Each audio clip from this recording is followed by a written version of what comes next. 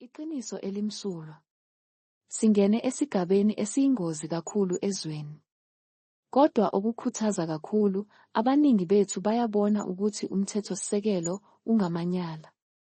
Uma singenzi lutho manje, ukuqhubeka kwethu kokufuduka nokucindezelwa njengabantu bomdabu kuzoqhubeka. Isibonelo KwaZulu-Natal ukwenza leli phuzu. Abantu bakwaZulu-Natal abazange bavotele inkatha i-IFP. Iningi labantu bomdabu basakhumbula ukwesaba inkatha ihlasela imiphakathi, bebulala abantu ngesikhathi sodlame. Ukubusa kokwesabisa okulethwe ngubuthelezi emiphakathini yomdabu. Abantu abazange bedayise amaqhawe afela lenkululeko, imiphakathi eyahlukumezeka. Hhayi bathi nje, cha, ukuvotela inkatha IFP. Leli yiqembu elathunya i-apartheid ukusibulala ngesikhathi somzabalazo. Yayiholwa yinkosi uButhelezi ngaleso sikhathi. Noma u-ANC, amaphepha, TV, business elite propaganda, basho amanga ashintsha umlando. Noma sebemnike umngcwabo wombuso. Abantu bathi, cha, niyasidakelwa.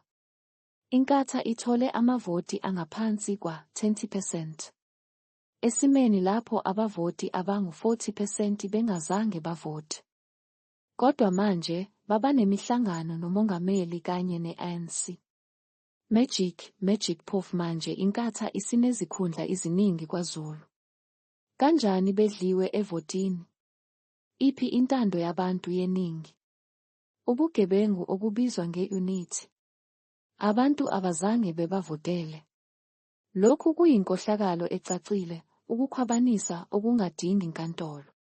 Kudingeka ukuthi thina zakhamuzi zomdabu sisukume sisebenzise ubuningi bethu. Labantu ababulala abantu bakithi. Namhlanje baqokwa nguMatamela Ramaphosa ukuzophatha kwaZulu. Ngubani owamnika lawo mandla noma igunya? Uma singasithandi lesimo asisishintshe manje. Sibuyela emuva siyovota. Siyovota umaziso usuhambisana namaphepha okuvota. Makungenzeki lokhu, azilime ziye etsheni. Asigcwale imigwaqo. Khohlwa izinkantolo nomthethosisekelo, akuzange kubhalelwe wena womdabu. Izwe liyahamba. Vuka muntu omnyama, vuka ndoda.